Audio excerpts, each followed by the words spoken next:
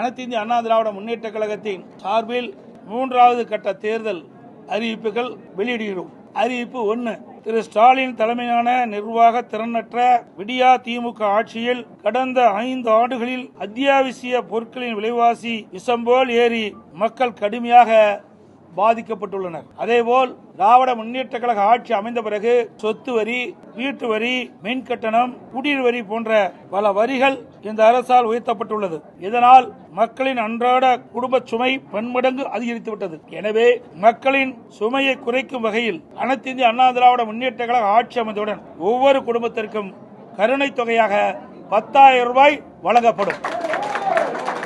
அறிவிப்பு 2. வேலை வாய்ப்பு அலுவலகங்களில் நம்முடைய இளைஞர்கள் பதிவு செய்து வேலைக்காக காத்திருக்கும் பட்டதாரிகளுக்கு மாதந்தோறும் 2,000 ரூபாயும், +2 வரை படித்து வேலைவாய்ப்பு அலுவலகத்தில் பதிவு செய்துள்ளோருக்கு மாதந்தோறும் 1000 ரூபாய் உதவித்தொகை வழங்கப்படும்.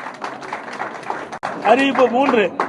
மீன்பிடி தடை காலங்களில் மீனவர்களுக்கு தற்போது வழங்கப்பட்டு வரும் நிவாரணத் தொகை 8,000 ரூபாய். இந்த 8,000 ரூபாயிலிருந்து அதிமுக ஆட்சி மலர்ந்தவுடன் 12,000 ரூபாயாக உயர்த்தி வழங்கப்படும்.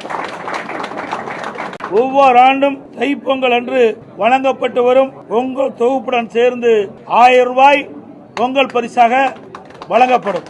கைத்தறி நெசவாளர்களுக்கு தற்போது வழங்கப்பட்டு வரும் விலையில்லா மின்சாரம் 300 யூனிட்டில் இருந்து 450 யூனிட்டாக உயர்த்தப்படும். விசைத்தறி நெசவாளருக்கு தற்போது வழங்கப்பட்டு வரும் 1000 யூனிட்டில் இருந்து 1400 யூனிட்டாக விலையில்லாமல் அவர்களுக்கு உயர்த்தி வழங்கப்படும். நகர பகுதியில் நடைபாதை ஓரமாக கடை வைத்திருக்கும் சிறு வியாபாரிகள் கூட்டுறவு வங்கியில் வாங்கிய கடன் முழுவதும் தள்ளுபடி செய்யப்படும்.